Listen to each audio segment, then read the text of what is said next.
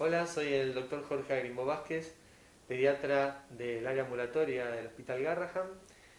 Y dentro del curso de abordaje de patologías frecuentes vamos a comenzar con el módulo de neurología y en este caso puntualmente vamos a abordar las cefaleas. Un capítulo importante, un motivo de causa, una causa frecuente de consulta en pediatría y en los médicos generalistas también.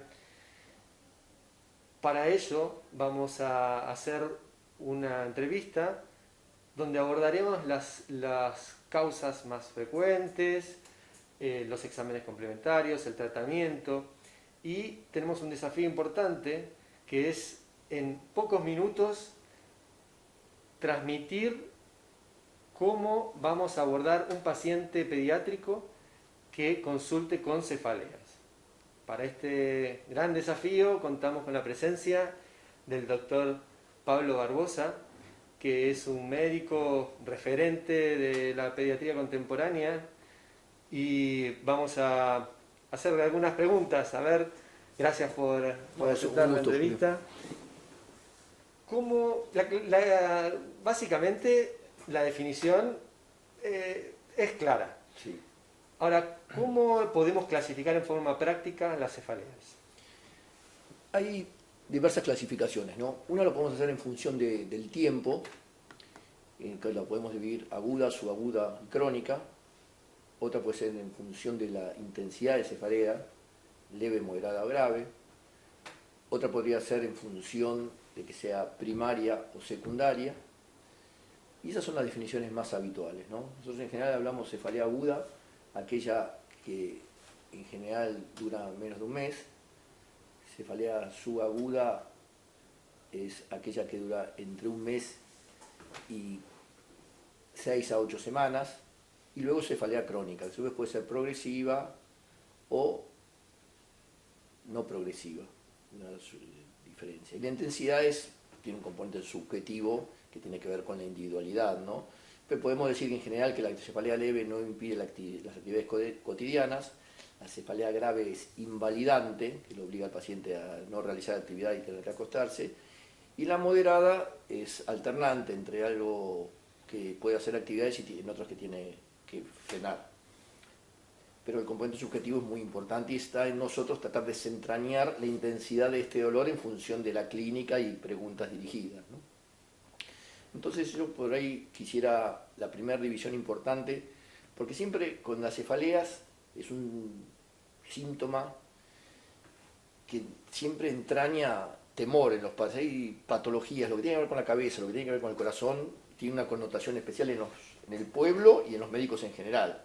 De hecho también los cardiocirujanos o los neurocirujanos son los dioses de la clínica quirúrgica, de la neurocirugía, la cardiología, tiene una trascendencia.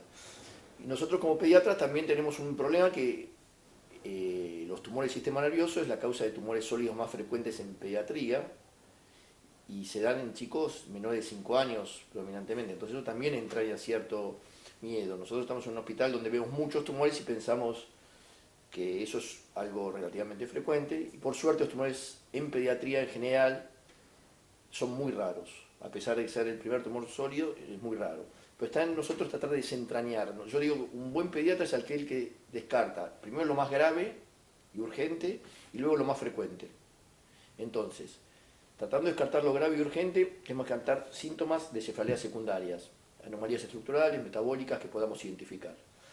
Luego de un interrogatorio exhaustivo y un examen físico completo, podemos concluir que la cefalea es primaria y esta a su vez caracterizarla, si esto corresponde a una migraña o corresponde a una cefalea tensional, viendo las características. Y yo quería un poco abordar este tema, si te parece, Jorge. Bien, hay una clasificación reciente que es la International Headache Society. ¿Tiene que ver con esto que vos comentás? Sí, yo ahora voy a hablar entre cefalea aguda, primero, que son lejos las más frecuentes en pediatría, más del 90% responde a cuadros virales banales. Los niños en general, cuando son pequeños, tienen fiebre y a veces incluso no modifican su actividad porque la mayoría de los cuadros son virales y en general el chico le baja la fiebre y vuelve a jugar sin problema. que también es un parámetro para los pediatras, ¿no? Cuando un chico no le baja la fiebre y está caído, tiene que pensar que la infección no es viral y está más comprometido. Y esa es la cosa más frecuente, se en chicos más grandes. Cuando son chicos, el chico sigue jugando como si nada.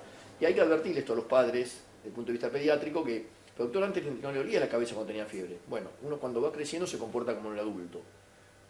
Nosotros con leve aumento de temperatura nos tenemos que a veces ausentar del hospital o interrumpir nuestras tareas. Bueno, a los chicos más grandes les pasa eso, y es la causa más frecuente de cefalea aguda. Luego los traumatismos de cráneo, que en los chicos son muy frecuentes, y es una cefalea postraumática, que es relativamente frecuente. Es una generalidad decir que las sinusitis provocan dolor de cabeza, y provocan dolor de cabeza, pero en puntos localizados, no tienen una connotación de holocrania ni generalizada, sino puntos localizados en función de los senos que sea maxilar, sea etmoidal, sea frontal, cuando se haya neumatizado. Y luego sí tenemos la cefalea primaria. Yo voy a hablar de la clasificación de migraña de la International Headache Society, que tiene que tener criterios, no es así migraña porque le duele el hígado, debe ser migraña, ¿no? Tiene criterios bien definidos. Entre esos criterios están que tenga 5 más ataques, que tengan una intensidad relativamente intensa, de moderada a intensa, y que tengan una duración de tiempo de 4 a 72 horas. En los adolescentes, esto en menores de 15 años puede ser de 1 a 48 horas, la migraña en chicos chiquitos o menos de 15 años. Que tengan ciertas características, que sea hemicrania, unilateralidad, que tenga pulsátil, que no sea una cefalea compresiva, que tenga intensidad moderada a grave, como ya había aclarado, y que la actividad física la agrava. Son características importantes. Estos criterios tienen que estar, luego también tienen que tener uno de los siguientes, náuseas o vómitos, o fono o fotofobia. Y lo otro es que descartás otras causas que puedan producir este fenómeno. Estas son las condiciones para que haya una migraña. Entonces, la duración de tiempo, la intensidad, el carácter pulsátil, unilateral, que tengan fonofotofobia o fonofobia y náuseas y vómitos. Y finalmente descartar otras causas. Estas son para definir migraña, que pueden a su vez tener aura o no. Las auras nos ayudan a un paciente que ya sabemos que tiene migraña, nos pueden ayudar a distinguir. Entonces las migrañas con aura tienen 2 ataques con criterio de migraña, el aura tiene una duración siempre menor a 60 minutos y la instalación tiene que ser progresiva, generalmente en 5 o 20 minutos se instala el aura. Por característica de definición de aura, nunca puede tener síntomas motores. Tienen que ser parestesias de miembros, de periorbicular, pueden ser síntomas visuales, fosfenos, escotomas, amaulosis transitoria, líneas brillantes, o disfasia, es la dificultad para articular la palabra. Todas estas son auras típicas. Hay auras atípicas que son mucho más raras, que no es el motivo porque ya son raras en un hospital como este, como puede ser Alice in the Wonderland, Alice en el País de las Maravillas de la mononucleosis infecciosa, migrañas oftalmoplégicas, migrañas de Horton, en racimo. Hay distintos tipos que excede, y siempre, pero por ahí quizás como concepto de estas migrañas atípicas o con auras atípicas también, siempre son complejas y requieren un estudio de imágenes. Yo quiero tratar de hacer hincapié en esto, Jorge. La necesidad de los estudios complementarios, tratar de ser racional. La tendencia mundial es cada vez hacer más resonancia magnética nuclear y menos tomografías computadas, que en este país todavía se nos complica. Y yo siempre digo lo mismo, es mejor un tumor diagnosticarlo ayer que mañana, pero tampoco tenemos una urgencia inmediata, es preferible recabar nuevamente datos del interrogatorio, hacer un examen clínico y neurológico bien exhaustivo, tratar de hacer buenos fondos de ojo por especialistas, que nos den una información más acabada antes de usar un estudio y irradiar a un paciente. Qué importante es la semiología en estos pacientes, sí, ¿no? El examen neurológico tenemos que focalizar y todo lo que es en la anamnesis, ¿no? Todos los antecedentes de lo que un poco comentaste, antecedentes familiares también, en cuanto a la migraña o el famoso ataque al hígado. Sí. Son datos que aportan muchísimo. Sí, sin duda porque hay una tendencia a resolvernos, todos los pediatras queremos tener, lo que yo digo, diagnósticos con calzador a veces, no sería, pero hay que terminar el diagnóstico. Y a veces esa premura para llegar al diagnóstico nos hace equivocarnos, ¿no? A veces el diagnóstico tiene que ser un diagnóstico sindromático y tener un diagnóstico flotante. Pienso, sí, que es una cefalea que tiene, digamos, por ejemplo, el famoso despertarse de noche. ¿Está bien? Indagar por qué se despertó de noche. La segunda pregunta, ¿viste? Porque se despertó de noche, pero ¿por qué se despertó de noche? Por ahí los padres están peleando, por ahí está en una zona donde hay tiros, violencia, por ahí el hermanito que duerme en la misma cama que él le hizo pis encima y se despertó por la humedad. Entonces que sea por el dolor de cabeza verdaderamente, no que se despierta de noche, es algo muy genérico, se despierta de noche, todos nos despertamos de noche, nos ubicamos donde estamos y volvemos a dormir. Entonces guarda cuando los chicos también, por ahí quieren llamar a la madre, la angustia de separación. Digo, parecen banalidades, pero son muy importantes y le estamos ahorrando radiación a los chicos. Porque si uno con ese argumento se despertó una vez de noche, el chico tiene una masa ocupante en el cerebro y no se despierta una vez de noche. Es sistemático y va deteriorándose, por eso el examen clínico a veces tiene que ser progresivo o secuencial en el tiempo, ¿no? Bueno. Vos hablaste que, bueno, una migraña puede despertarlo de noche, claro, Sí, puede despertarlo. Perfectamente. Pero también tenemos que considerar que puede llegar a ser una alarma, una es bandera un roja. Sí, ¿Cuáles serían las banderas rojas siempre, bueno, en las cefaleas? Siempre, en cuanto al examen físico, bueno, la presencia de convulsiones, la presencia de fondo de ojo anormal y un examen neurológico con alteraciones son banderas rojas, encontrar una parálisis, una paresia, reflexia, sin duda, estos son signos, digamos, en cuanto al examen. Y después, en cuanto al interrogatorio, sí, siempre la presencia de la ubicación, la nucalgia es una bandera roja, la edad es una bandera roja, los menores de 5 años tienen mayor incidencia de tumores, entonces hay que tratar de abordar el diagnóstico en forma lo más preciosa posible, preciosista y lo más rápidamente sin dañar al paciente. Es como, qué rápido, ¿no? Que una edad nos puede ya directamente ubicar en un grupo de riesgo, ¿no? Sí, un paciente que se presenta, que lo trae la madre a consulta, menor de 5 años, por cefalea, nos tiene que hacer abrir los ojos.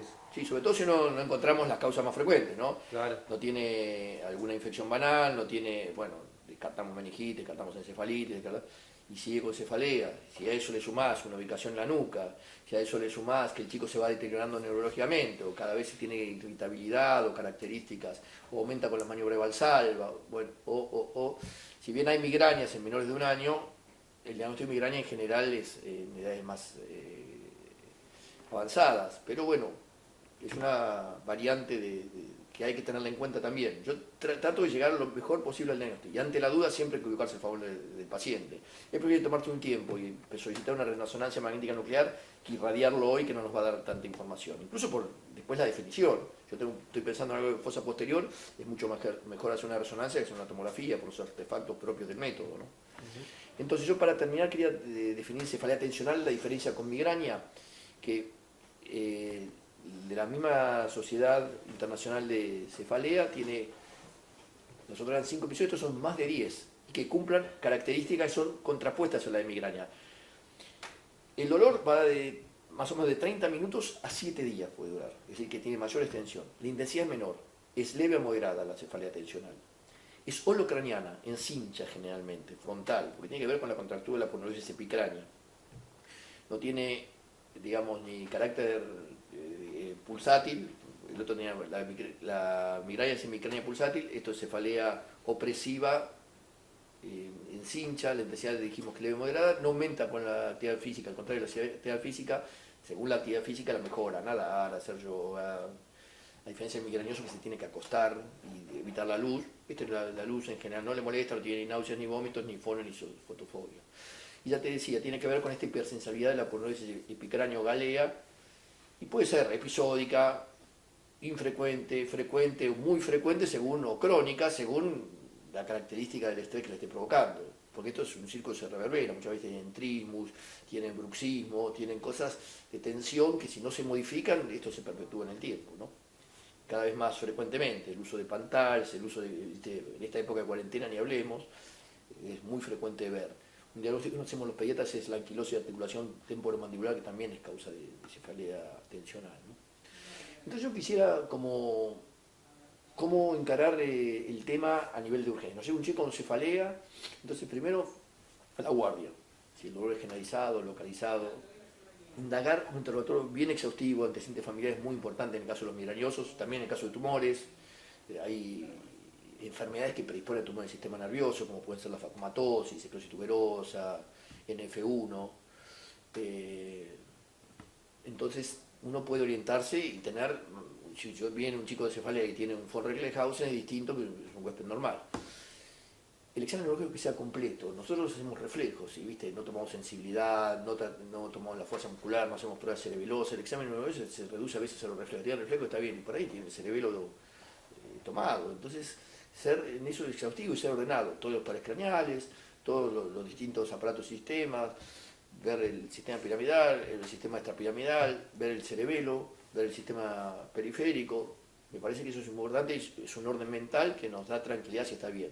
El fondo de ojo es tratar de intentar hacerlo y después corroborarlo por un oftalmólogo más experimentado. Ver cuando un paciente no le veo la papila, bueno, es un signo de atención. Y eso para un pediatra sería bárbaro. No tener que hacer una tomografía para hacer el fondo de ojo, ¿no?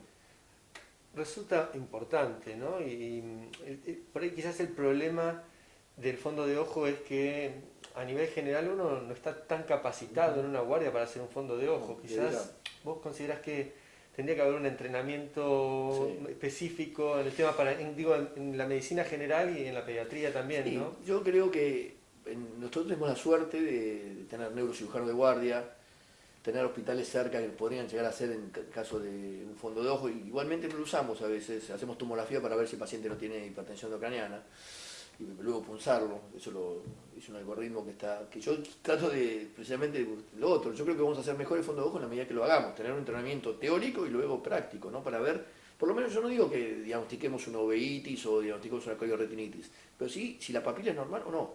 Y eso claro, ya es bastante, nos permite punzar a un paciente y no irradiarlo. Entonces, primero eso, y bueno, siempre dijimos lo más urgente, descartar infecciones intracranianas, que está directamente proporcional la evolución del paciente con el diagnóstico precoz, sea meningitis, meningoencefalitis o encefalitis. Eso es fundamental, ha cambiado la historia de estas infecciones. Yo viví la época de 10 meningitis por guardia, vos sos posterior a mí, ya hay una meningitis y es viral en este momento, o es más fácil encontrar una encefalitis inmunomediada con el meningitis Haemophilus. Bueno, otro es los sangrados, ¿no? Por suerte los chicos son más raros, pero siempre ten en cuenta que la peor cefalea vivida por una persona es condición para pensar en hemorragia subaracnoidea. La que se le aflojan las piernas, la que tiene una cefalea gravativa. Abramos los ojos frente a un paciente que refiere una cefalea que es la más importante de su vida. Sí, en un contexto también, contextualizarlo esto, porque el paciente dice, la peor cefalea de mi vida y se ríe. Claro. No, un paciente que está comprometido, que verdaderamente no se aguante el dolor de cabeza, se tira, está muy comprometido. Si vos cotejás eso y él te dice que si los padres dicen, el doctor no lo ve, se le aflojaron las piernas después de un esfuerzo físico, algo que vos pienses que la maniobra balsala puede haber actuado, defecar, toser, vomitar, es condición para, con eso solo, hacer un estudio imaginológico que puede ser una tomografía computada acá, porque la sangre se ve mejor en la tomografía. Pero también la resonancia se puede interpretar perfectamente.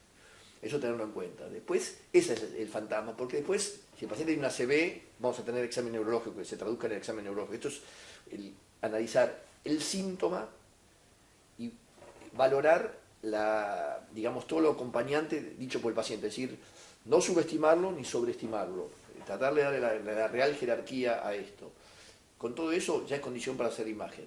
Si el paciente tiene una CB y está hemipléjico del lado derecho, yo voy a ir a buscar la cápsula interna del lado contralateral, eso es más fácilmente ubicable. Si tiene un traumatismo, vamos a ver exactamente dónde se golpeó, y siempre los traumatismos tienen que ver, nuestro fantasma es el hematoma extradural, ¿no? El hematoma intervalo lúcido, esos pacientes que pierden el conocimiento, se recuperan, uno se relaja y no lo controla clínicamente, está durmiendo y por ahí el paciente está en coma. Siempre controlar las pupilas, ¿no? Que no esté anisocórico del lado del traumatismo porque se está enclavando ese paciente, tenerlo en cuenta con una alarma, un signo, por eso el examen neurológico tiene que ser continuado y repetitivo. Un fantasma que yo quiero nombrar, Jorge, es la intoxicación por monóxido, ¿no? En Argentina se mueren 400 personas confirmadas por monóxido y otras que no sabemos si el monóxido es la causa o no, tanto en invierno como en verano. En invierno por el uso de braseros o estufas en malas condiciones, sin ventilación adecuada, Y en verano por departamentos o calefones más mal instalados, que hace mucho que no se usan. Entonces, siempre una persona, cuando hay en el medio varios que tienen cefalea, es una cosa a pensar antes de que luego los pacientes pierdan el conocimiento, ¿no? Así que tenerlo siempre en cuenta. Otro tema es el pseudotumor cerebral, que está aumentando mucho en los adultos a partir del aumento de la obesidad, síndrome metabólico. Y en chicos también tenemos aumento a partir que conocemos más esta enfermedad, el uso de catéteres, infecciones intracranianas, infecciones craneanas como la otitis no diagnosticadas, que llevan también a trombosis de seno y pseudotumor. Hay un mito también con los pacientes hipertensos, si la cefalea es una manifestación clínica de la hipertensión, o qué hay de cierto en esto.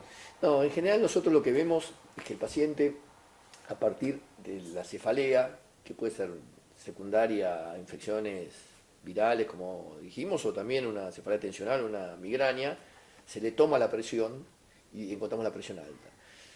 Esa presión no justifica la cefalea, es la respuesta del sistema nervioso simpático a la situación de estrés que está pasando el paciente. Con el lineamiento general nosotros pensamos que cuando la hipertensión provoca cefaleas, esta es de muchísimo mayor valor que las que encontramos habitualmente. Son hipertensiones arteriales que vemos en feocromocitomas, en leucoencefalopatías posteriores, son hipertensiones arteriales que en un adulto serían equivalente a 200, 150, 160, cuando la cefalea es la causa es consecuencia de la hipertensión arterial. Realmente vemos al revés, que el paciente le sube levemente la presión por la estimulación simpática provocada por el dolor, ¿no? Y lo que yo quiero consignar que el tumor cerebral, que siempre es el fantasma, como comenté al principio, es el 0,1% de las consultas en un servicio de emergencia, de cefaleas gravativas, es decir, que es muy raro el tumor, pero bueno, es nuestro deber diagnosticarlo. Sobre todo en un paciente que refiere cefaleas de larga tiene, evolución y sí, obviamente con alguna alteración del sistema neurológico, convulsiones, clínica alterada, tenerlo en cuenta, ¿no? Las epilepsias pueden también provocar cefalea. Bueno, esto lo comento, las infecciones intracranianas, ya sea absceso cerebral, absceso epidural, osteomelitis, pueden provocar dolor de cabeza con síntomas focales. Las hemorragias, hablamos intraparenquimatosa, nos da ubicación topográfica. El extradural, siempre sospecharlo en un paciente que pierde el conocimiento y se recupera, estar atentos, por eso se quedan internados muchas veces 24 horas para control. El subdural en chicos es agudo y muchas veces es fatal, generalmente secundario a accidentes automovilísticos. Después tenemos la trombosis de senos que provocan pseudotumor cerebri, el Arnold Chiari tipo 1. Nosotros estamos muy acostumbrados, vos sos especialista, de diagnosticar Arnold Chiari de los mielomeningoceles, pero esto es otra entidad, ¿no? En la cual generalmente en pacientes obesos con cuello corto, una platibacia que puede provocar, digamos, cefalea de ubicación topográfica en la nuca, con a veces apneas, a veces trastornos respiratorios. Sí, es muy común esta sintomatología en los pacientes con mielo que presenten Chiari 2, ¿no? Claro, sí, eso va de suyo, ustedes lo buscan. El 95% de los más o menos los mielos deben tener Chiari y el 60% sintomático, debe ser eso en general. Si uno La disección de carótida extracraniana es el trauma así por latigazo en accidentes automovilísticos, también es algo relativamente frecuente en un país que tiene muchos fallecidos por accidentes de tránsito.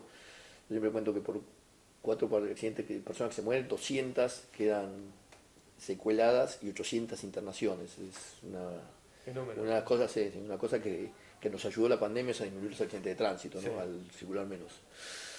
Bueno, entonces, habíamos hablado de cefaleas agudas alertas, dijimos convulsiones, fundado normal. Y vos mencionaste convulsiones. Convulsiones, sí. Vamos a hacer, te propongo hacer un bonus track de la clase de cefaleas, sí. E incorporar, bien resumido, conceptos para transmitir en cuanto a convulsiones en pediatría, convulsiones febriles y afebriles. Bueno, yo el acompañamiento general diría que las convulsiones más febriles, primero una convulsión, así como una golondrina no hace verano, una convulsión no hace una epilepsia, podemos decir, ¿no? Entonces, convulsión no es sinónimo de epilepsia, y tener en cuenta que las convulsiones más frecuentes en pediatría son las convulsiones febriles simples, que es un mecanismo del cerebro, el lactante pequeño, el infante en líneas generales hasta los 5 o 6 años, de responder al aumento de la temperatura. Generalmente son genéticamente determinadas. Generalmente son convulsiones tónico-clónicas generalizadas que tienen antecedentes familiares, tienen un tiempo de duración generalmente siempre menor a 15 minutos, generalmente entre 5 y 10, que tienen un restitutio ad íntegro, los pacientes tienen recuperación total, que yo descarto, porque siempre fantasma, que esto sea una infección del sistema nervioso, y siempre el examen clínico el paciente se recupera totalmente, está orientado, no tiene más la ayuda de un calendario de vacunación completo, nos hace prácticamente descartar una infección, sea bacteriana y viral, lo mismo, uno lo ve, el paciente está relativamente bien. Pero bueno, a veces puede dudarse y a veces requiere internación, pero en general son las convulsiones febriles, son benignas y andan bien sin problemas. Sí, en esos casos normalmente lo que uno hace es, si llega a una guardia, un médico general que recibe un paciente con estas características, es administrarle oxígeno, claro, que habitualmente revierten. Muchas veces llega con una convulsión ya yugulada, o sea, terminada, pero si llega con Si sigo llega- convulsivando, se le pone oxígeno, se pone a 30 grados la cabeza para tratar de disminuir el edema cerebral. Y tranquilizar a los Y a padres. tranquilizar a los padres, sobre todo si le dicen una vez, esto es el primer episodio, que los padres tienen sensación de muerte, como Sí. algo muy grave, y eso es importante, explicarles que no va a tener secuelas, explicarles que el chico se va a recuperar, y ellos cuando van viendo eso se van tranquilizando y se los prepara para los episodios que hacer, ¿no?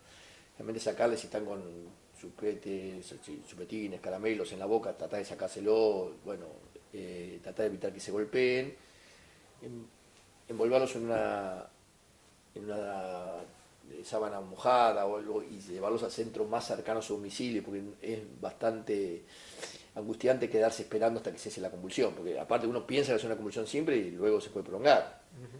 De hecho, los Dravet's, por decirte una epilepsia devastante, comienzan con una convulsión que dura 30 minutos. Entonces, siempre concurrir al lugar más cercano para que sea evaluado por un médico. Esas son las convulsiones más febriles. Las convulsiones febriles son las más frecuentes en pediatría. Luego hay convulsiones, depende de la edad, Sí, ¿no? depende de la edad y depende de las características clínicas. Un características. neonato, uno piensa, cuando un neonato convulsiva, uno piensa primero en hipoglucemia, de hecho la corrige con glucosa, en realidad diazepam. Luego piensa en hipocalcemia, le da calcio, finalmente piensa en déficit de piridoxina, le da piridoxina, y luego pensar en otras cosas, pero lejos son las metabólicas las más frecuentes. Si yo tengo un paciente dentro de las convulsiones benignas, que ahora se llaman epilepsia idiopática focal, ¿no? Las convulsiones benignas no son tan benignas, se ve porque hay casi entre un 2,5 y un 5% que tienen, digamos, no retrogradan y quedan con epilepsia, pero que empieza con trastornos nocturnos, empiezan a la madrugada, con espigas frontales, lo que llamaban EBI, epilepsia benigna de la infancia, que varía según sean espigas frontales, en el pañatopolio son los occipitales, hay espigas temporales. Estos son de patrimonio del neurólogo ya, pero que el pediatra es importante que por lo menos de nombre las conozca. Y finalmente, bueno, después hay síndromes convulsivos que son epilépticos, como puede ser el Ohtahara o eso, Lennox-Gastaut, según la etapa en que se produzca, que son de magnitud y son, por supuesto, patrimonio del neurólogo. Pero uno ya sabe en ciertas enfermedades que lo va a tener. Si uno tiene una esclerosis tuberosa, tiene que estar esperando la posibilidad de esto. Si uno tiene una icardía, si tiene algunos síndromes que nos pueden inducir a que va a evolucionar. Trastorno de la migración neuronal, pero estos son de patrimonio del neurólogo, no son epilepsias, pero no son convulsiones simples, son convulsiones complejas, con un patrón especial, generalmente espasmos en flexión y deterioro neurológico. Y por ahí, bueno, para ir cerrando este paréntesis de convulsiones, como concepto sería que un paciente pediátrico que presenta convulsiones, un médico general lo que debería hacer es derivarlo al especialista, ¿no? No, sin duda ese asumirlo. concepto lo tendría que quedar. Sí, y bajar, por ahí como consejo a los padres de preventivo es actuar más activamente ante la fiebre, no esperar que el chico suba la temperatura, sino que cuando lo nota que se va a enfermar, las madres tienen una percepción especial que notan que sus hijos se van a enfermar, empezar con los antitérmicos, porque eso permite que a veces evitar la convulsión y evitar el susto de ellos, ¿no? Sobre todo. Gracias, Pablo, por el No, bonus track. un Vamos gusto. a seguir entonces Seguimos. con las alertas que ya las mencionamos, pero Sí. algunas más Pero- como para que queden claras. Pero por ahí esto de que tener en cuenta que nunca son primarias, ¿no? Una cefalea que tiene rigidez de nuca, una cefalea que tiene convulsión, una cefalea que tiene fondo bajo normal, tiene algo. Y entonces necesita una imagen. Cuando algo no es primario, hay que descartar por una neuroimagen qué es lo que está pasando. Siempre la rigidez de nuca, ya te digo, esto de las meningitis, ha cambiado la historia gracias a las vacunas. Por eso también nosotros como agentes de difusión de salud tenemos que ser muy proactivos en la indicación del esquema de vacunación de nuestro estado, que son muy completos, incluso con vacunas especiales si no se llegan a cubrir, si se pudiera. Bueno, como el saneamiento de las banderas rojas, repasamos el comienzo brusco, rápido en minutos, severa la peor, lo que habíamos hablado de la hemorragia subaracnoidea, signos y síntomas neurológicos, alteración de la conciencia, vómitos no concomitantes con cefalea, el chico tiene pituitas a la mañana, es un signo de atención, el cambio del patrón doloroso, guarda que el migrañoso por ahí le cambió el patrón doloroso y tiene otra cosa. El dolor occipital siempre es una cefalea secundaria, el dolor al pararse, todas las maniobras de Valsalva, defecar, toser, ejercicios intensos, el dolor matinal que lo despierta al paciente, y me da que sea el dolor lo que lo despierta, y los pacientes HIV que son una caja de sorpresas. Entonces, el abordaje clínico, bueno, ya lo hablamos, los puntos dolorosos, articulación temporomandibular, la tensión arterial, estado de conciencia, rigidez de nuca, el examen neurológico siempre que sea completo, el examen ocular es muy importante, el examen ocular de todos los pares craneales y el par número 2. Fondo de ojo, edema de papila, pulso venoso, hemorragias. Ver, en los exámenes completos no hay una línea de acción. Creo que lo mejor es, según lo que pienses. Si yo pienso que la cefalea puede ser provocada por, o por ahí no cefalea. Por un traumatismo de cráneo. Claro, por ahí hay que en ese momento la radiografía. Una placa de cráneo que nos puede inducir dónde está. Si los traumatismos son temporales, siempre el fantasma del extradural, la meningia media, la arteria que sangra, entonces tenerlo en cuenta. Si yo siempre cuento la anécdota, raramente los craneofaringiomas dan cefalea, canta generalmente por trastornos más de tipo endocrinológico, pero a veces una placa de cráneo nos puede permitir diagnosticar un craneofaringioma si vemos la cicatura con las clinoides horadadas o calcificaciones. Entonces, a veces ese es solo diagnóstico. Un chico tiene un trastorno en el eje hipotálamo, hipófiso. Sí, que es bajo, básicamente. No, bajísimo, pero con una placa yo ya tengo el diagnóstico presuntivo. Claro. Entonces, por eso no hay una línea de... La radiografía de seno de la sinusitis se diagnostica clínicamente, el chico con rinolaria, litosis, que es mucho más importante eso que la placa. La TAC es útil para las hemorragias subaracnoideas, o la sinusitis de un seno solo, que es el esfenoidal, que no se puede visualizar. La PL es muy útil para todo lo que tenga que ver con las infecciones del sistema nervioso. La resonancia es mandatoria en la fosa posterior, sea tumores, sea Mercari 1, 2. La angiotac o la angioresonancia para ver los vasos. Bueno, entonces, ¿a quién? No hay estudios para una respuesta unívoca, sino tiene que ser un poco a la carta según lo que tenga el paciente. Por eso, lo importante es el interrogatorio y el examen físico. La TAC, lo bueno que es rápida, pero lo malo que tiene es la irradiación. Sí, cada vez estamos más atrás en el detalle de Sí, tratar de evitar la exposición sin sentido a la radiación. No, sin duda, hay trabajos de tumores por irradiación terapéutica, no irradiación que estamos haciendo radioterapia, sino irradiación diagnóstica. El chico piensa que tienen 20, 30 ataques en su vida. Bien, y Pablo, en cuanto nosotros los pediatras solemos usar mucho lo que es el calendario de las cefaleas. Sí. ¿Qué utilidad le ves en la práctica habitual en el consultorio de un médico generalista? Sí, yo creo que lo que hace bien es precisar exactamente y ser más objetivos. Porque hay padres que te dicen, en estos 2 meses le dolió todos los días. Y cuando vos lo constatás en carnet son 10 veces que dolió o 3. Hay como nos pasa a todos. Si yo te pregunto algo que venís haciendo hace 2 meses, ¿cuántas veces lo hiciste? Me decís seguramente un número mayor del que verdaderamente lo hiciste. Entonces esto permite ser más objetivo. A partir de eso también, las características, los padres van a poner mayor ahínco y van a tratar te va a beneficiar el interrogatorio, y por otro lado vas a tener una ventana de tiempo que vas a ver a ese chico que lo viste en un corte, cómo evolucionó hacia el otro corte, si mejoró, si empeoró, o si apareció algún signo o algún cambio en el examen neurológico. Entonces eso creo que es el mayor beneficio, llegar a una mayor precisión diagnóstica, y yo sin duda lo recomiendo, porque ya los padres se sienten comprometidos en como ellos mismos le van a poner un acento distinto a lo que te informa. Bien, y en cuanto al tratamiento de las cefaleas. Y depende de la causa. Si vos tenés cefaleas agudas, primero la causa que la provocó, la infección o la infección banal, con eso va a mejorar la cefalea. En el caso de una meningitis se tratará con antibióticos de acuerdo a eso. En el caso de que sea un tumor, va a requerir cirugía, es mandatorio. Y en el caso de las cefaleas primarias hay variantes. Las cefaleas tensionales las puedo manejar con ejercicio, relajación. El aspecto no farmacológico, el aspecto farmacológico generalmente uso AINES, ni bien digamos, los pacientes empiezan con el dolor de cabeza, pero tratando de evitarlos en general, no hacer abuso de antiinflamatorios no esteroideos. En la migraña los AINES tienen también uso, no tienen tanto acción las medidas así extrafarmacológicas, pero sí los AINES usados al inicio de la crisis de migraña cuando empiezan con aura los pacientes. Es importante eso decirle a los padres. Claro, sí, que no esperen que ya se consolide el cuadro porque por ahí después tienen 48 o hasta una semana no una semana, pero 3-4 días de dolor. En cambio lo pueden abortar usando rápidamente los antiinflamatorios no esteroides. Y cuando son así continuadas en el tiempo las migrañas usamos tratamiento preventivo. Generalmente usamos un vasodilатор que se llama flunarizina cuando los pacientes son delgados. Y en el caso de que los pacientes sean obesos usamos el topiramato como fármaco de elección. ¿La ciprofloxacina?